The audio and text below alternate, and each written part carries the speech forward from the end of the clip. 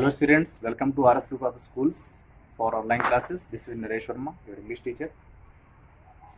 This video is for class 11. Today we will discuss English literature. And English literature prose lesson 1, that is My Struggle for an Education. Writer is Brooker T. Washington. Actually, this lesson is very important for being successful in life. It's very inspiring lesson. The writer has written this story as an autobiography.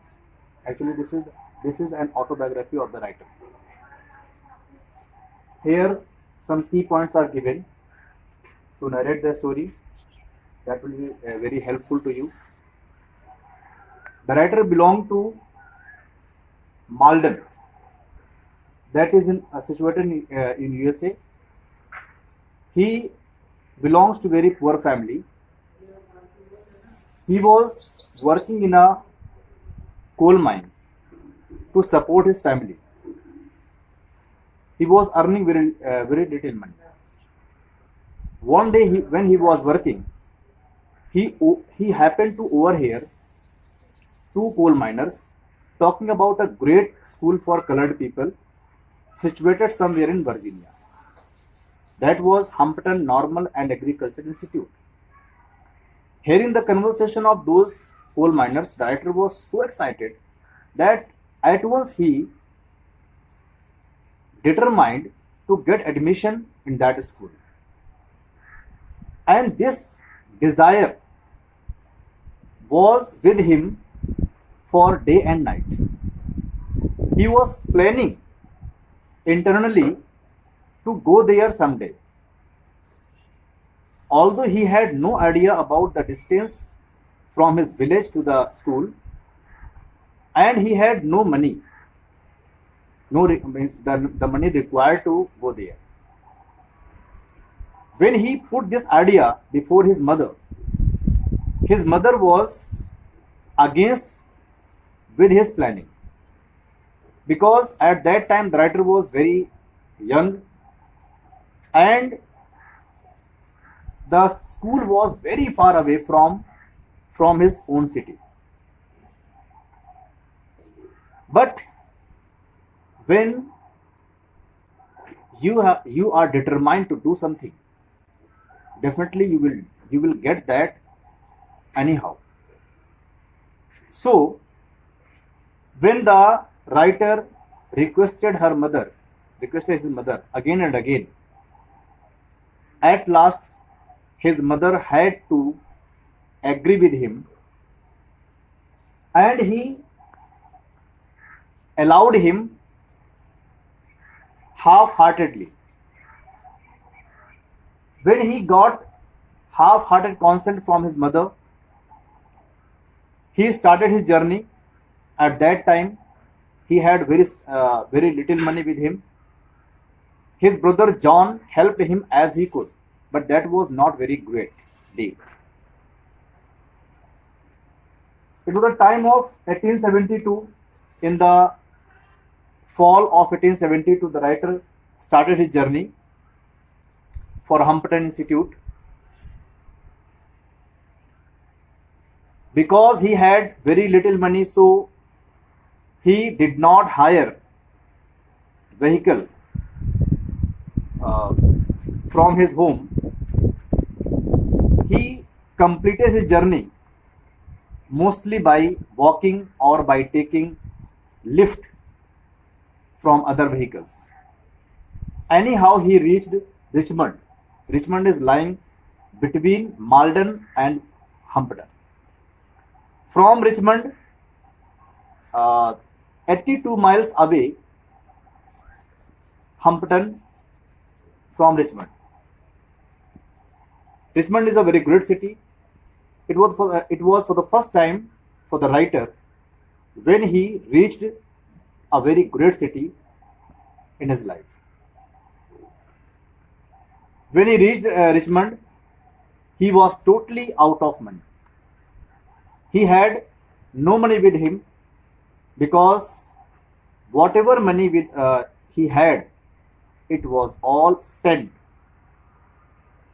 in the journey to Richmond. When no money was left with him at Richmond, he had to pass his night on the roadside because wherever he went for lodging and for fooding, everybody wanted money, and this was what he did not have. When next morning he got up, he found himself nearby a ship. That ship was being unloaded. With a ray of hope, he reached the ship and he met the captain of the ship for working at the ship.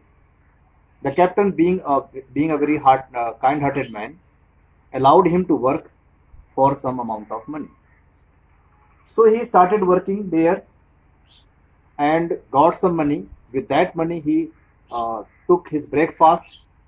And the writer mentioned in his autobiography that this was the best breakfast in his life he had ever. And after a number of days, when he kept on working on the ship, he collected some amount of money, and he economized at every way possible to save as much money as he could. When he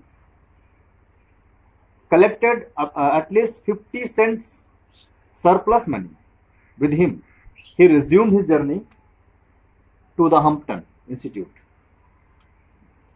When he reached Hampton, at the first sight of the building, the writer was well satisfied that he was at the right place. He did not commit any kind of mistake to get there. And when he met the head teacher of the school, of the Hampton School, at the first sight, he was ignored by the teacher because he was looking very dirty, very weak, and uncivilized. So the teacher guessed him that he was not a suitable student for that school. But the writer was trying to get a chance to show his ability hidden within him. When he tried again and again, at last he got a chance. The teacher called him and he gave a work to clean the recitation room. The writer cleaned the recitation room very well, and the room was so cleaned by the writer that the head teacher was impressed with his work. And she guessed that the writer was suitable boy to get admission in that school. When she remarked that the writer could get admission, hearing this statement by the head teacher, the writer was overjoyed and he thought that he was at the seventh heaven, because this was the first ambition of the writer, to get admission in that school. And for this thing only, he got there, although he had no any facility, no any idea, no money, but he proved a proverb, right, that where there is a will, there is a way. This proverb is proved with the efforts of the writer, Booker T. Washington. So this is all about this lesson. In the next video, we will discuss the question answers of this lesson.